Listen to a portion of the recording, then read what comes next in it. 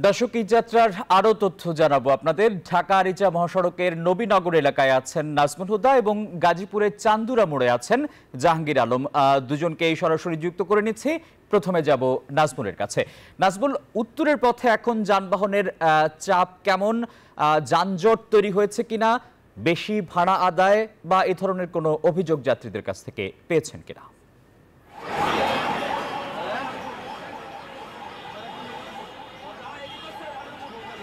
আসিফ টিপু, আপনাকে ধন্যবাদ। আপনি যেমন বলছিলেন এবং পুরোটাই যে এখন দেখছেন যে যানজট এবং ঢাকা আরিচা মহাসড়ক, একই সঙ্গে নবীনগর থেকে চন্না যে মহাসড়ক, এই সড়ক এবং আবদুল্লাপুর বাইপেল মহাসড়ক এবং উত্তর এবং পশ্চিমবঙ্গের যে সড়কটি রয়েছে এবং ঢাকা আরিচা মহাসড়কের 22টি জেলার লোকজন যাচ্ছে এই সড়ক দিয়ে এবং উত্তরবঙ্গের 23টি জেলার লোকজন যাচ্ছে ঢাকা টাঙ্গাইল মহাসড়কে।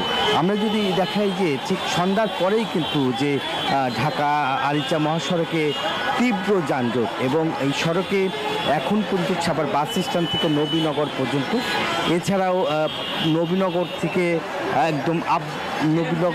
একদম চন্ডা পর্যন্ত দুই পাশেই কিন্তু যে তীব্র যানজট এবং কোথাও কোথাও থেমে থেমে গাড়ি চলছে এবং এভাবেই কিন্তু ঘন্টার পর ঘন্টা আমরা দেখলাম যে অপেক্ষা করছে পরিবহনগুলো এবং পুলিশ কিন্তু আসলে দিশেহারা হয়ে গেছে এবং এই যানজট একই সঙ্গে যেহেতু আর একদিন পরে ঈদ এবং নারীর টানে বাড়ি ফিরতে কিন্তু মানুষ বের হয়েছে এবং এই যেভাবেই পাচ্ছে, একদিকেও কিন্তু আবার পরিবহন সংকট রয়েছে।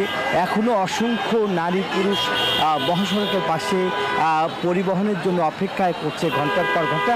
সেখানে 500 টাকার ভাড়া 1200 টাকা নেওয়া হচ্ছে এবং যেটা বলা হচ্ছে যে যেহেতু রংপুর, দিনাজপুর এইসব এলাকায় কিন্তু এখন তারা যে পণ্যবাহী যে ট্রাক, সেই ট্রাকে করে কিন্তু তারা বাড়িতে যাচ্ছে এবং সেখানেও কিন্তু ভাড়া সেই খোলা ট্রাকে কিন্তু 600-700 টাকা ভাড়া নেওয়া হচ্ছে এবং সেই যে খোলা আকাশে কোথাও কোথাও থেমে থেমে কিন্তু বৃষ্টি হচ্ছে। একই সঙ্গে যে শিশুরাও রয়েছে, তাদের মা বাবার সঙ্গে কিন্তু শিশুরা কিন্তু যে এই যে ট্রাকের মধ্যে যেই মানে এভাবে আসলে গাদাগাদি করে যাচ্ছে, একদিকে গরম, অন্যদিকে কিন্তু আবার বৃষ্টি, সব মিলিয়ে আসলে যে এখানকার যে তাদের স্বস্তির আছে সেটা কিন্তু আসলে স্বস্তির নেই এবং বলা হচ্ছে যে যেহেতু পশুর হাট, কোথাও কোথাও আবার মহাসড়কের পাশে পশুর হাট এবং পলাশবাড়িতে আপনারা জানেন যে মহাসড়কের পাশেই কিন্তু পশুর হাট, যার কারণে এই যে বাইপেল যে আবদুল্লাপুর যে সড়কটি রয়েছে আর বেশ কয়েকটি পশুর হাট থাকার কারণে সেই যে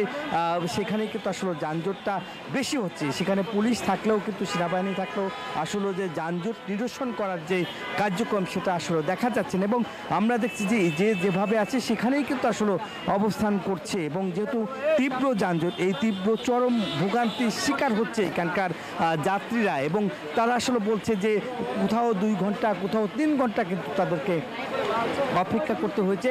এখনও সেই যে গন্তব্য 1 মিনিটের রাস্তাও কিন্তু অনেকেই 2 ঘন্টা সেখানে পরিবহন নিয়ে অবস্থান করছে কিন্তু যেহেতু গাড়িগুলি যে যাওয়ার যে রাস্তা, অনেকেই আবার দোষারোপ করছে যে সড়ক শুরু হয়ে গেছে এবং সড়ক শুরু হয়ে যাওয়ার কারণে মূলত যাত্রীরা কিন্তু আসলে মানে সেই পাশেই দাঁড়িয়েছেন এবং সেখান থেকে যে গাড়িগুলি যে ছাড়বে সেখানেও কিন্তু আসলে দাঁড়াতে পারছে না। সব মিলিয়ে আসলে যে সড়কের পাশেই কিন্তু এক পাশে যাত্রী, অন্য পাশে যে পণ্যবাহী ট্রাক, সেই ট্রাকে করে কিন্তু এভাবে আসলে তাদেরকে জীবনের ঝুঁকি নিয়ে যেতে হচ্ছে। কারণ এই অবস্থায় যদি তারা যেহেতু যেতে পারছে না, এই ফলেই কিন্তু আসলে যেহেতু গণপরিবহন, দূরপাল্লা পরিবহন, সেই দূরপাল্লা পরিবহন মহাসংকটে পড়েছে, যার ফলে লোকাল যেসব বাস রয়েছে সেসব লোকাল বাসও তারা কিন্তু যে ভাড়া করে নিয়ে দূরপাল্লা হিসেবে কিন্তু এখন তারা ব্যবহার করছে। তারপরেও কিন্তু যে অসংখ্য যাত্রী মহাসড়কের পাশে এবং বাস কাউন্টারগুলোতে কিন্তু আপনারা জানেন যে প্রচুর ভিড় করছে, সেখানে পরিবহন না থাকার কারণে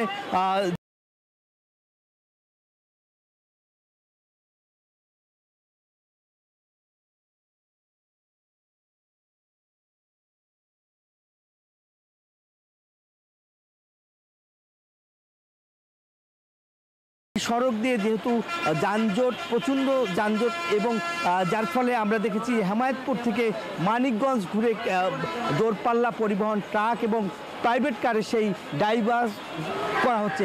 এরই মধ্যে কিন্তু ধামরাই হয়ে টাঙ্গাইল হয়ে কিন্তু বাইপাস সড়ক দিয়ে কিন্তু যাওয়ার চেষ্টা করছে। তারপরেও কিন্তু সড়কে প্রচণ্ড গাড়ির চাপ রয়েছে, যানজট রয়েছে, যার ফলে নির্দিষ্ট সময় মতো যেতে পারছে না, এরকম অভিযোগ করছে। এই ছিল আমার কাছে ঢাকা আরিচা মহাসড়ক এবং টুঙ্গি আবদুল্লাপুর মহাসড়ক এবং নবীনগর চন্ডা মহাসড়কের ঈদযাত্রার সর্বশেষ খবর। একই খবর যাতে আমরা আর এক সহকর্মী রয়েছে গাজীপুর, যাচ্ছি জাহাঙ্গীর আলমের কাছে। জাহাঙ্গীর, বাড়ি ফিরছেন, তবে আর একদিন পরই কিন্তু ঈদুল আজহা, তারই উপলক্ষে কিন্তু সাধারণ মানুষ কর্মস্থল থেকে নিজ নিজ বাড়ি ফিরছে।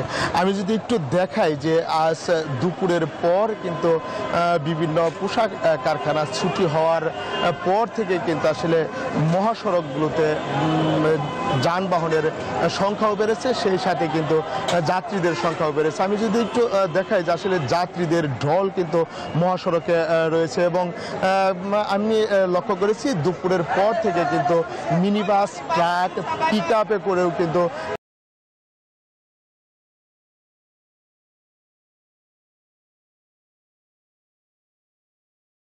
মহাসড়কগুলোতে এখন পর্যন্ত কিন্তু অনেকেই বাসে উঠতে পারছেন না, অনেকেই চেষ্টা করে খোলা ট্রাকে উঠছে।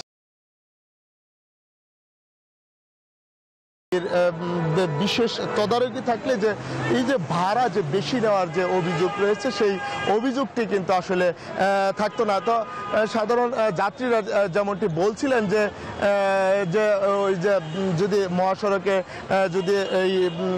যদি ঠিকমতো দায়িত্ব পালন করতো তাহলে কিন্তু সাধারণ মানুষ নিজ নিজ গন্তব্যস্থলে খুব সুন্দরভাবে বা ভোগান্তি ছাড়াই পৌঁছে যেতে পারতো। এবং আইনশৃঙ্খলা বাহিনী বলছেন যে যতক্ষণ পর্যন্ত মহাসড়কে যাত্রী থাকবে ততক্ষণ পর্যন্ত তারা কিন্তু তাদের এই যে কার্যক্রম আছে সেই কার্যক্রমটি চালিয়ে যাবে। এবং আইনশৃঙ্খলা বাহিনী এবং বলছেন যে তারা কিন্তু তাদেরকে পৌঁছে দিতে প্রস্তুত রয়েছেন। তো এই ছিল আমার কাছে বান্ডেল থাকলে প্রতি সেনমানিতে টাকা বাঁচবে। বিকাশ সেনমানি বান্ডেল কিনে জিতুন প্রতি লেনদেনে।